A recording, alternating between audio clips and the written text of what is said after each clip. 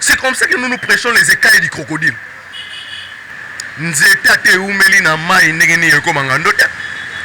C'est-à-dire, la parole de Dieu est une semence incorruptible. Je vous dis, nous nous pressons la trace de l'homme chez la jeune femme. Parce que Jésus-Christ est l'élément qui nous a permis d'être éprouvés par Dieu. Personne ne peut rencontrer le Seigneur face à face et rester le même. C'est comme ça que nous nous prêchons les écailles du crocodile. Je vous dis, nous nous pressons la trace de l'homme chez la jeune femme. Nous expliquons la sanction à défi. Ça, ce sont des thèmes que nous devons développer en cet temps parce que ce sont des thèmes qui ramènent le peuple de Dieu dans la parole. Les gens n'ont pas compris l'appel de Dieu. Et les gens n'ont pas compris les objectifs de l'appel de Dieu.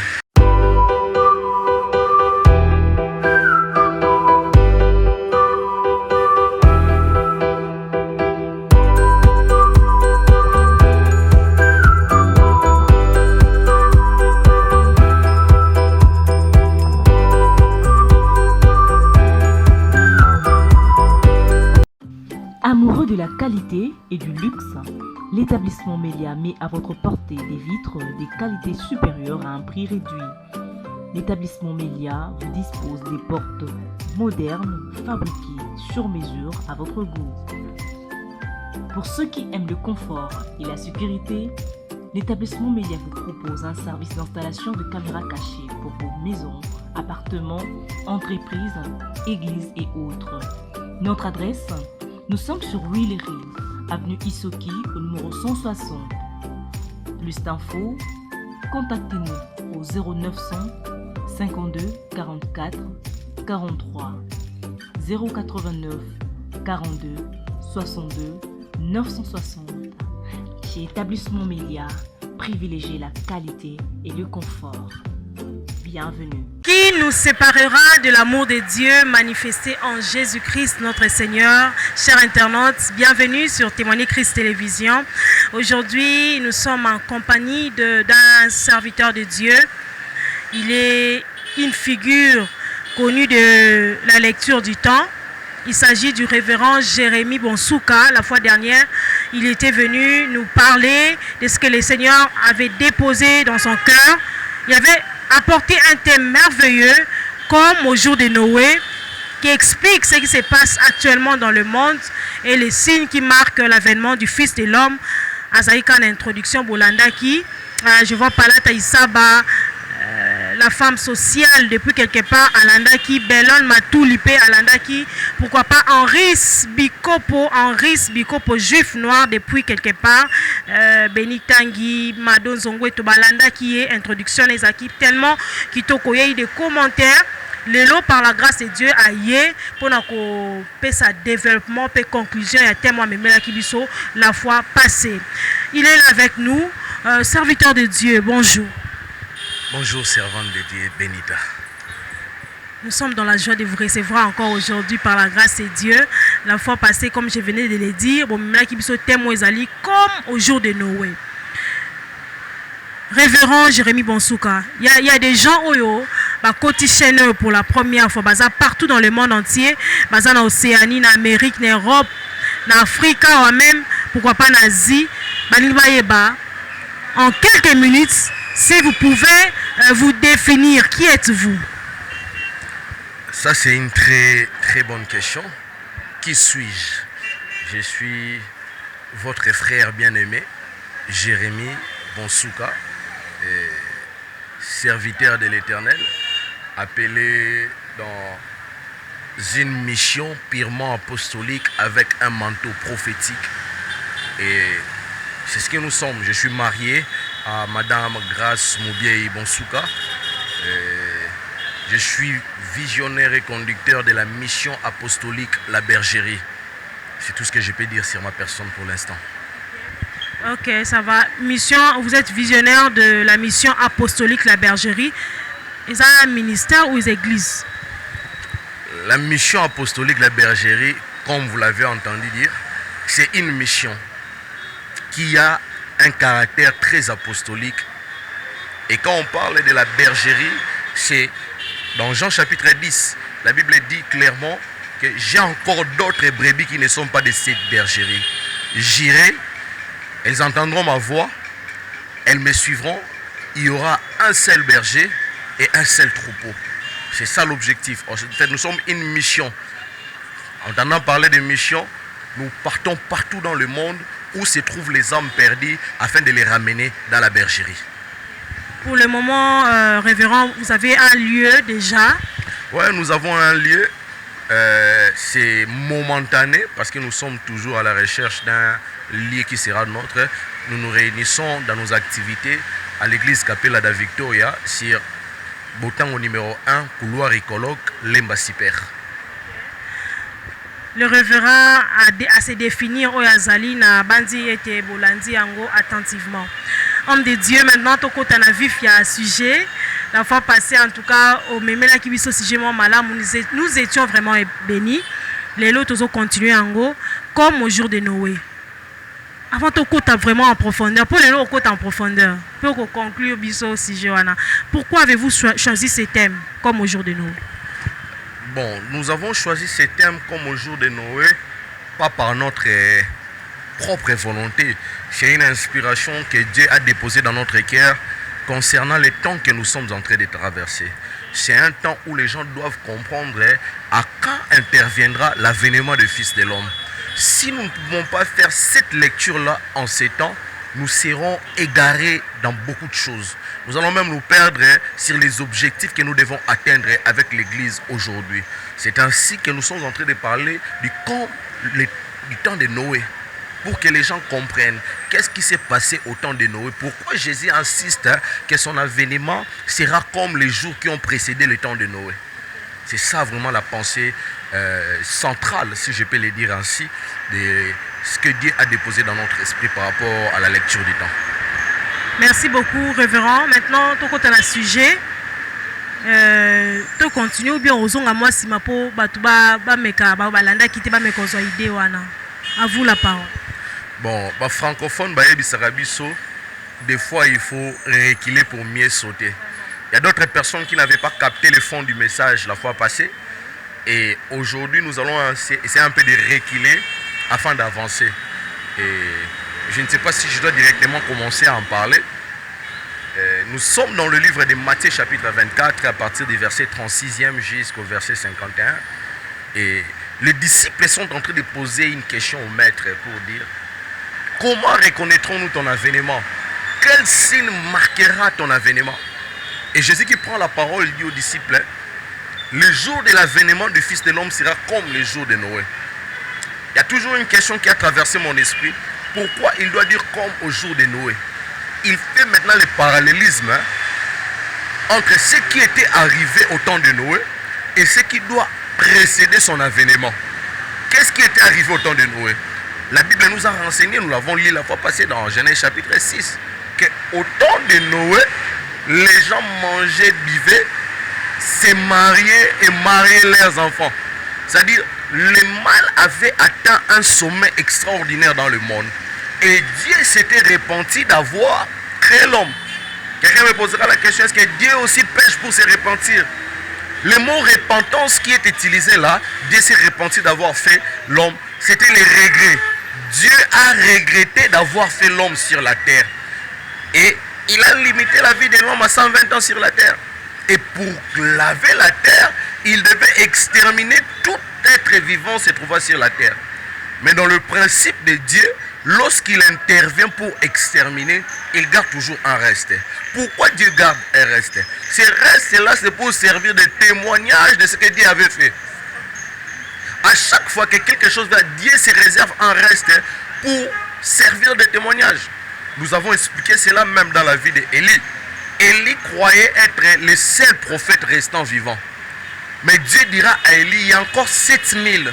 Donc, malgré la perversion qu'il y avait en ces temps-là, Dieu s'était réservé 7000 d'une race pire. Vous voyez un peu? 7000 étaient à côté que Dieu avait mis. Mais quand nous revenons aux événements qui se sont passés au temps de Noé et à notre temps, il y a comme une coalition, une mise en commun. Qu'est-ce qui se passe? Nous sommes en train de voir aujourd'hui Les gens sont plus préoccupés par les fêtes, par les manger, par les boire, par des célébrations. Que sais-je encore? Beaucoup de choses. Mais si vous remarquez très bien, il y a une perversion étonnante qui entre en jeu en ces temps. Regardez, je donne l'exemple de Kinshasa. Comment est-ce que le taux du poison peut être élevé en ces temps? Les gens sont en train de mourir comme des cancrelats aspergés par l'insecticide. Et là aussi, ça se passe dans l'église. Mais oui, nous voyons ça même au sein de l'église. C'est comme ça que tous ces événements doivent nous enseigner. Tous ces événements doivent être des éléments de réflexion pour nous. Regardez aujourd'hui, nous voyons même dans certains bâtiments, pour ne pas dire église, la célébration du mariage homosexuel. Des pasteurs gays, des pasteurs transgenres. Toutes ces choses doivent nous faire comprendre que nous traversons un temps crucial. Un temps où l'épouse du Seigneur peut être enlevée. Parce que moi j'ai toujours dit aux gens, il ne faut pas prier pour que le mal s'arrête. Non. Il faut au contraire prier pour que l'église de Dieu soit enlevée. Parce que dans 1 Timothée, Paul est en train d'expliquer ce qui arrivera au temps de la fin. L'amour de plusieurs se refroidira. Les gens deviendront amoureux de l'argent, fanfarons, ne voulant plus écouter la sainte doctrine. Toutes ces choses-là, nous sommes en train de les vivre aujourd'hui. Regardez, nous avons des pasteurs qui travaillent aujourd'hui pour leur ventre et non pour l'œuvre de Dieu. Ils sont incapables de travailler pour l'œuvre de Dieu, mais ils prennent l'œuvre de Dieu pour un travail de leur propre ventre. Nous avons des hommes aujourd'hui qui aiment l'argent plus que les hommes, qui aiment le matériel même plus que le Seigneur. Nous les voyons aujourd'hui. Mais toutes ces choses doivent nous enseigner, nous faire comprendre que nous sommes dans un temps crucial. Révérend, avant que vous continuiez, quand la question na eloko lobi, moi nzambe wa banda ki kolinga nzambe, o ayebi liloba. À un moment, il abandonne Dieu. C'est dû à quoi? Est-ce que alinga ki penda bien te ou bien ayeba ete kaya kolinga bien te? Réponse dans le pays, ça est gros à choquant pour notre Hollande biso. C'est quasiment impossible. Impossible. Na mutu oyo nabi quasiment impossible. Oyo ayambi loba nzambe e koti na bomo ina e fandi na motema na e sali misala atika liloba wana. Eza pasi. Bato nyonso monaka ba abandona ka lilobe kota bango te. Ah.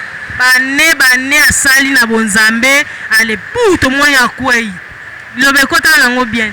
Mais adage moko na linga lezo bana biso. Nzete ate umeli na mai ndenge ni ekoma ngando te. C'est-à-dire azalane ka nzete makoti na mai tokatisa komi ngando makoma ngando te. La parole de Dieu est une semence incorruptible. Quand elle entre dans la vie de quelqu'un, elle transforme la vie. Jean chapitre 1, la Bible dit quoi? Elle est venue chez les siens. Les siens ne l'ont point reçu. C'est la parole. À tous ceux qui l'ont reçu, elle leur a donné le pouvoir de devenir. C'est-à-dire la parole de Dieu a la capacité de faire de nous ce que nous n'avons pas été. Amen. Devenir, c'est être ce qu'on n'a jamais été. Maintenant, la parole de Dieu a la capacité de faire de nous enfants de Dieu. C'est-à-dire la parole de Dieu est la maternité des enfants de Dieu. C'est-à-dire quand on reçoit la parole de Dieu, on devient enfant de Dieu. Et quand on est enfant de quelqu'un, on partage ce qu'on appelle les gènes. L'ADN, par exemple. C'est-à-dire, en nous, on doit trouver la nature divine de Dieu. Voir la parole, mais non pas reçu la parole. Parce que quand quelqu'un reçoit la parole de Dieu, cette personne-là est transformée. On dit une nouvelle créature. C'est-à-dire une version qui n'a pas existé. Vous voyez? C'est un peu ça. Et dans ce temps, nous sommes dans un temps où la parole de Dieu doit être répandue. Les gens aujourd'hui ne courent plus après la parole de Dieu. Les gens courent maintenant après les choses qui accompagnent la parole de Dieu. En d'autres termes, ils veulent la main de Dieu, mais ils ne veulent pas la face de Dieu. Ils acceptent la main de Dieu parce que la main donne, mais ils ne veulent pas la face parce que la face éprouve. Ils ne veulent pas la face de Dieu. Combien d'entre nous, ici, dans le monde, peuvent témoigner réellement qu'ils connaissent la face de Dieu? Or, la face de Dieu est un homme. c'est une révélation. Oui, la face de Dieu est un homme. La Bible dit ces jours-là, dans Exode 33, Moïse dit à Dieu, fais-moi voir ta gloire. Moïse parle de la gloire, mais Dieu dit à Moïse, personne ne peut voir ma face et vivre. Mais Dieu, Moïse te demande la gloire, mais toi tu lui parles de ta face. C'est que la face de Dieu, c'est sa gloire. Dieu a montré à Moïse le dos, mais il n'a pas montré à Moïse la face. Vous savez pourquoi? Parce que la face n'était pas encore venue.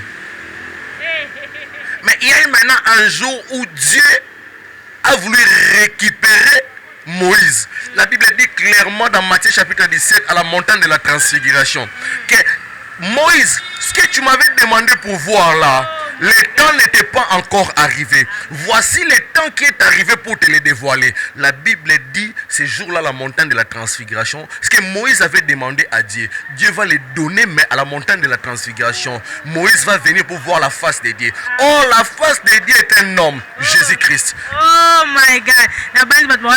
En tout cas, pour ça, c'est une révélation. Que Dieu soit loué. Je n'ai pas fini. Parce que Jésus-Christ est l'élément qui nous a permis d'être éprouvés par Dieu. Personne ne peut rencontrer le Seigneur face à face et rester le même. Parce que Paul sera en train de dire Amen. Paul était en train de persécuter l'église. Mais le jour où il rencontre la face de Dieu, la personne de Jésus-Christ, la Bible dit qu'il ne s'appelait plus Saul, il était devenu Paul. Parce que lorsqu'on rencontre la face de Dieu, notre vie est changée. Voyez-vous un peu? Mais aujourd'hui, nous ne voulons plus la face de Dieu. C'est ainsi, au jour de Noé, la Bible dit clairement, les gens ne se doutèrent de rien. Noé était en train de prêcher, mais les gens ne se doutèrent de rien. Noé était en train de leur dire, abandonnez vos péchés et venez entrer dans l'arche pour vous abriter, car le jugement de Dieu est en train d'arriver. Les gens ne se doutèrent de rien. C'est ce qui se passe aujourd'hui. Tellement de messages prêchés, mais les gens se doutent toujours du retour des fils de l'homme. Tellement de choses dites, mais les gens doutent toujours du retour des fils de l'homme. Les gens doutent, ils pensent que c'est ça un slogan. Non, je ne dirais pas seulement que les gens pensent que c'est un slogan, mais le problème, c'est dans le verset qui va suivre. Je l'ai cité la fois passée, aujourd'hui je vais essayer un peu d'expliquer. La Bible dit ceci, dans Matthieu chapitre 24, verset 42. Veillez donc, puisque vous ne savez pas quel jour votre Seigneur viendra. Sachez-le bien, si le maître de la maison savait à quelle veille de la nuit le voleur doit venir, il veillerait et ne laisserait pas percer sa maison. Ici déjà il y a une grande révélation encore. Quand on parle du veille de la nuit, la nuit est composée de 4 veilles. Il y a le soir, il y a la nuit, et il y a le soir, il y a le milieu de la nuit, il y a le chant du coq et il y a le matin. Ce sont les 4 veilles de la nuit. Le temps nous sera donné pour expliquer c'est quoi le soir, c'est quoi le milieu de la nuit, parce que c'est au milieu de la nuit que l'enlèvement s'est fait. Matthieu chapitre 25, la Bible dit, vers le milieu de la nuit, un homme cria, voici l'époux, allez à sa rencontre. Ça ne se passe pas le soir, ni au chant du coq, mais au milieu de la nuit. Veuillez expliquer cela. Parce que le milieu de la nuit, c'est le temps où l'époux viendra visiter l'église pour l'enlèvement. Matthieu 25 l'a dit. Parce que quand on pose la question à Ésaïe, dans Ésaïe chapitre 21, sentinelle, sentinelle, que dis-tu de la nuit? Or, la nuit se trouve dans la nuit, nous avons les veilles du soir. Le soir, le milieu de la nuit, le chant du coq et le matin. Or, le matin sera le temps du jugement. Mais le chant du coq sera le temps où Israël devra reconnaître son frère. Nous aurons le temps pour expliquer ces choses-là. Mais il dit, le maître de la maison ne saura pas dans quelle veille le voleur viendra. Écoutez verset 44. C'est pourquoi vous aussi, tenez-vous prêts car le Fils de l'homme viendra à l'heure où vous n'y pensez pas. Quel est donc ce serviteur fidèle et prudent que son maître a établi sur ces gens pour leur donner la nourriture au temps favorable? Je reviens là-dessus. Quel est donc ce serviteur fidèle? C'est-à-dire, le maître de la maison donne la charge à un serviteur fidèle. Un serviteur fidèle, c'est celui qui garde le modèle du maître. Un serviteur fidèle, c'est celui qui garde la manière de faire du maître. Il ne change pas ce que le maître a laissé. Or, qu'est-ce que le maître nous a laissé? Le maître nous a laissé le fondement des apôtres et des prophètes. Maintenant, les serviteurs fidèles doivent veiller sur ces fondements-là. Une chose me passe à l'esprit. Mais qui est le serviteur fidèle? Le serviteur fidèle, c'est le ministre de Dieu. Mais qui est un ministre de Dieu? Le ministre de Dieu est un captif. Or, quand on parle d'un captif, c'est celui qui n'a pas de volonté, mais qui fait la volonté de son maître. Éphésiens chapitre 4, le verset 11, 10, 11, 12 dit ceci. Qui est celui qui est monté? Sinon celui qui est descendu. Il est descendu jusque dans les régions inférieures de la terre. Et il a amené des captifs. C'est-à-dire quand il descend, il amène les captifs. Mais qui est celui qui est descendu? Et qui est celui qui est monté? Or, celui qui est monté, qui est descendu, c'est Joseph. La Bible est en train de nous expliquer que les jours où les frères de Joseph sont arrivés en Égypte, Joseph est monté vers Pharaon. Pour faire quoi? Pour dire à Pharaon, mes frères sont arrivés. Il faut leur donner une partie des terres, mais mes frères sont des bergers, sont des éleveurs. La Bible dit clairement que Joseph, en descendant, il a pris 5 de ses frères pour monter avec eux vers Pharaon. Or, les 5 frères que Joseph est en train de prendre, ce sont les 5 dons ministériels. Il prend un apôtre, il prend un prophète, il prend un évangéliste, il prend un pasteur, il prend un docteur. Et il dit à ses frères, vous allez dire exactement ce que je vous dirai. C'est-à-dire un ministre de Dieu est celui qui est monté vers le Père et qui revient, qui dit exactement ce que le Seigneur lui a demandé de dire. En quelque sorte, il est mandaté par Dieu. Il est mandaté. Et tout celui qui n'est jamais monté ne peut pas être appelé serviteur fidèle. Parce que quand il descendra, il nous donnera quoi? Raison pour laquelle vous voyez des gens prêcher des messages qui ne concordent même pas avec la doctrine. Mais moi, je me pose la question, ces serviteurs, ces d'autres serviteurs de Dieu qui marchent à la contradiction de la parole de Dieu, c'est parce qu'ils sous-estiment la parole de Dieu, il n'y a pas la crainte en eux. Pour Makambo, il fait Pesoko Banga, révérend, Foko Banga. D'ailleurs, je voudrais apporter une nuance dans ce que vous venez de dire. La crainte de Dieu, ce n'est pas Robanga Nzambe. C'est pas ça. On nous a mal expliqué cette expression. La crainte veut dire un respect exagéré. Alinga les akomiemia.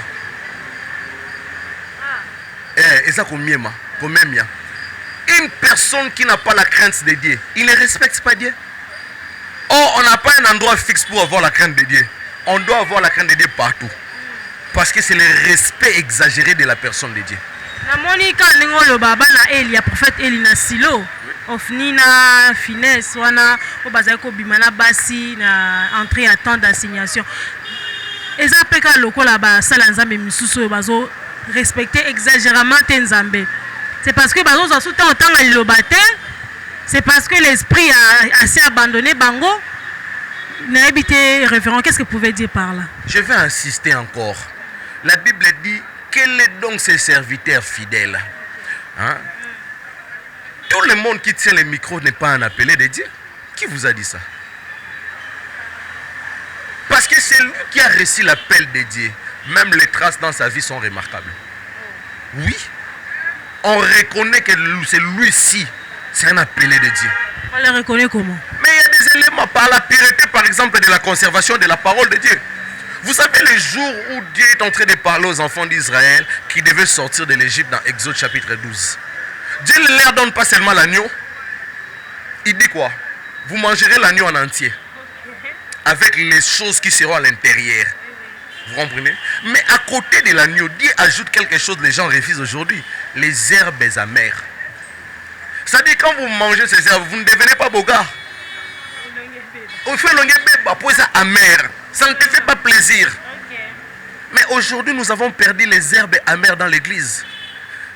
Vous verrez des gens qui consomment l'agneau mais à moitié, pas en entier. À terre, et l'eau soit terre. Parce que l'église, papa, on appelle ça quand dim ya offrande de belé, à comme bimana ba ser moyen terre ma moana ezate. A commis compromis. Mais celui que Dieu a appelé agira comme Moïse. Il se présentera devant Pharaon. Il dit à Pharaon, laisse partir le peuple de Dieu afin qu'il aille les servir dans le désert. Celui qui a un appel authentique parlera comme Élie.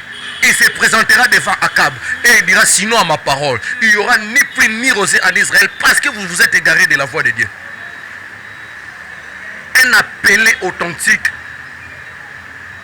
souffre d'une frustration de pouvoir ramener la vérité au centre. Mais j'étais en train de parler. Celui qui est monté est descendu pour nous apporter des paroles. Celui-là est un ministre de Dieu. Un ministre de Dieu n'est pas n'importe qui. Un ministre de Dieu est un mandataire. Il est venu avec les mandats divins pour apporter la parole sur la terre.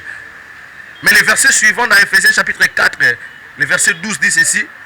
Il a établi ces ministres-là pour l'édification du corps du Christ.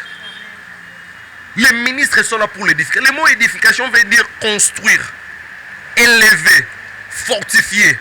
Donc le rôle du ministre de Dieu, le serviteur fidèle, qui doit donner la nourriture convenable, la nourriture qu'il faut au temps convenable, c'est celui-là. Il édifie l'église de Dieu. Mais aujourd'hui, nous, quand nous prêchons l'éternuement du crocodile, les gens sont en train de nous critiquer pour dire « Oh, bah, t'aimes les sous-sous ». Révérend pour ça, thème encore, c'est provocateur. Hein? Non, c'est pas provocateur, c'est la parole de Dieu. En fait, les prophètes sont là pour nous expliquer les mystères dans la parole de Dieu. Par exemple, et des ours sortent de la forêt pour dévorer ces enfants-là. Mais ça, c'est une grande révélation. C'est comme ça que nous nous prêchons les écailles du crocodile. Je vous dis, nous prêchons la trace de l'homme chez la jeune femme. Nous expliquons la sanction à défi. Ça, ce sont des thèmes que nous devons développer en cet temps parce que ce sont des thèmes qui ramènent le peuple de Dieu dans la parole. Mais aujourd'hui, nous avons plus de thèmes qui ramènent le peuple de Dieu vers le matériel que vers Dieu. Parce qu'une personne qui reçoit une révélation de Dieu verra Dieu différemment. Je vous ai dit, Benita, les païens ont des maisons, les païens ont des véhicules, les païens voyagent. Mais si aussi nous nous contentons seulement de cela, nous perdons notre temps. Ce qu'eux n'ont pas, ce que nous avons, la vie éternelle. Or, la vie éternelle, dans Jean chapitre 17, c'est qu'ils te connaissent, toi, le seul vrai Dieu, et celui que tu as envoyé, Jésus-Christ. Or, celui que le Père a envoyé s'appelle la parole faite chair. C'est-à-dire, nous devons entrer en contact avec cette parole faite chair-là, afin d'hériter la vie éternelle. Parce que la vie éternelle, c'est qu'ils te connaissent, toi, et celui que... Or, vous ne pouvez pas les connaître si vous n'êtes pas en contact avec sa parole. Nous sommes autant comme au temps de Noé. Les gens ont bandé leurs oreilles. Ils n'aiment plus la saine doctrine. Référent, la conversion comme qui est ma casse. Basali bazo teya, mais bazo boya ko yoka. Quand on est na thème oyo memeli biso comme au jour de Noé, Noé construisait l'arche mais batou bazaka ko sala o elinga excepté ça mitema na bango. Qu'est-ce qu'il faut faire dans le moment où bato bakomo critiquer basala nzambe, mutafanya azana facilité à quoi attaquer musala nzambe comme ça avec légèreté, c'est dû à quoi? Quand Dieu parle à Moïse concernant les sacerdoces, Dieu dit, tu regarderas les sacrificateurs saints et il sera saint pour toi. Notre terme, Dieu voulait dire à Moïse, ceux qui sont employés dans les sacerdoces doivent manifester ce qu'on appelle les sacrés. C'est ce qu'on appelle la piété, le respect du sacré. Mais je suis moi-même écœuré de voir certains faits être manifestés en ces temps. Qui donnent l'accès ou le pouvoir à certaines personnes d'ouvrir leur bouche et de parler contre les sacrés. Parce que ceux qui sont appelés à porter les sacrés ont désacralisé les sacrés. Ils ont fait perdre l'éclat au sacré. Nous prenons l'exemple de nos papas. Je cite Papa Jacques-André Vernant, paix à son âme. Une personne qui nous a fait comprendre c'est quoi les sacrés. Il y a un autre qui est encore vivant, il venait de fêter, souffler ses 91 bougies. Papa Kelani Charles. Des personnes qui nous ont expliqué les sacrés. Des personnes qui nous ont fait goûter au sacré. Mais nous sommes dans une génération où, je ne sais pas d'où est venu même ce vent, on a désacralisé les sacrés. Les hommes de Dieu qui se livrent à beaucoup de choses. Ils vont même au-delà de la parole, ils écoutent en profondeur, à ta recherche en groupe, ils ont baptisé.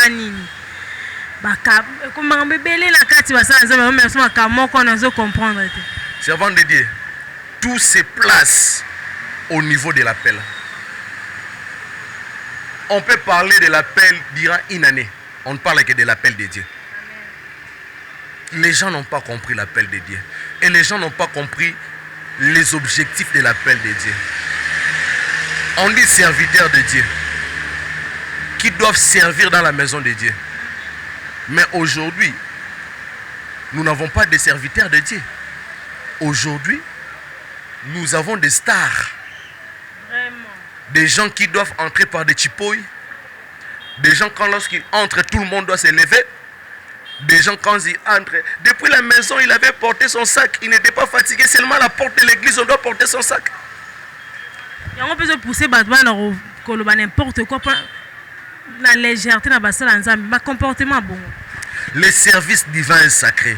Dieu recherche des serviteurs fidèles qui donneront la nourriture qu'il faut tant convenable. Comme au temps de Noé. Noé a fait ce qu'il devait faire, mais les gens ne l'ont pas écouté. Ils ont endurci leur cœur.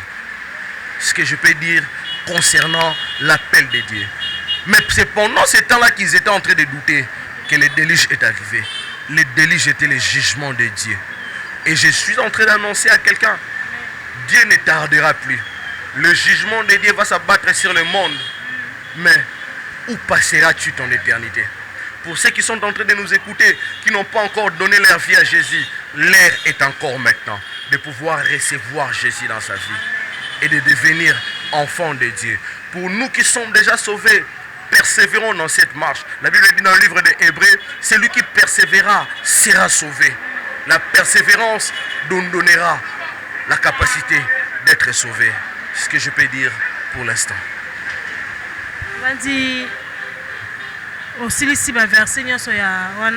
En tout cas, l'église épouse de Jésus, soit éveillée, reste au pied de ton maître, de ton époux, au travers de sa parole. Le révérend Jérémie Bonsouka a lobby au Nzamba Tsakina Mote Manaï. En tout cas, nous sommes bénis.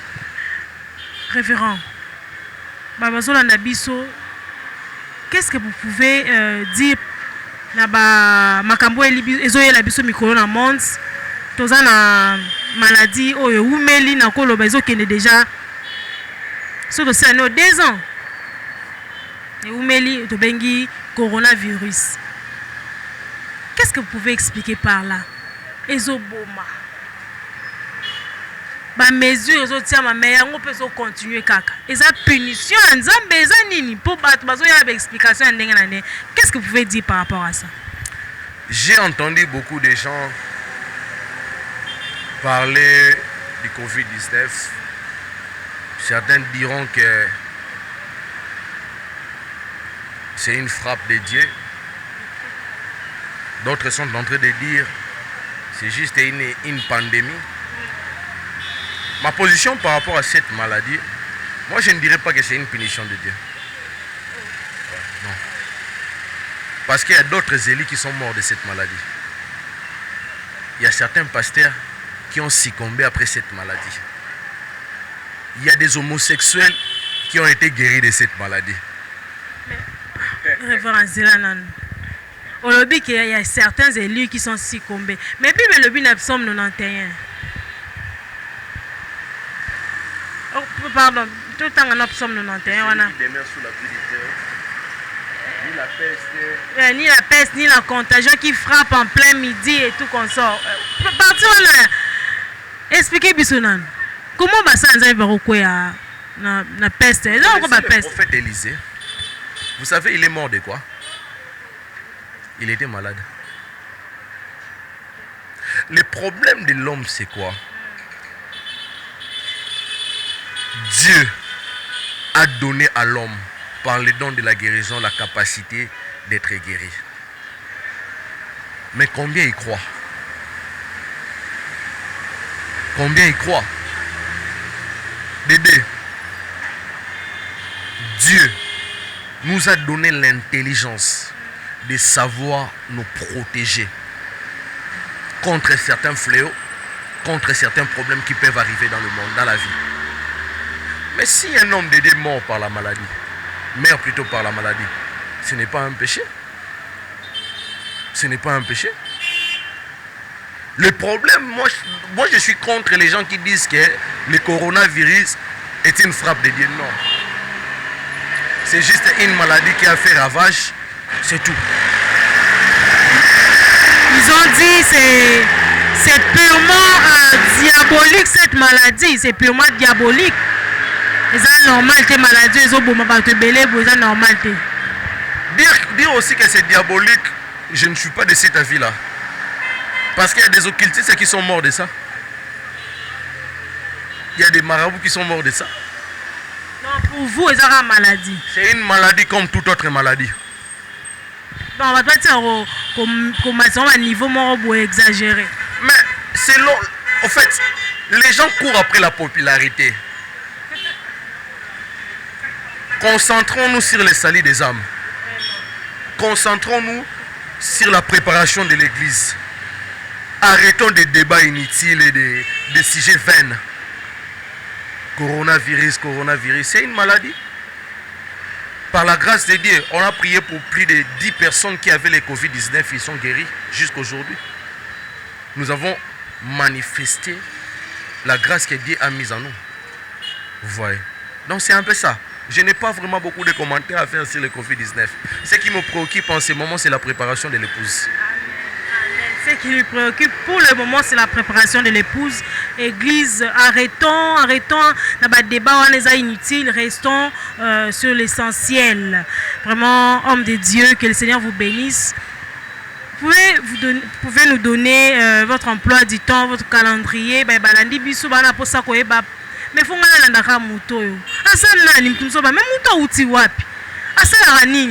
qu'est-ce que vous pouvez nous dire en quelques minutes?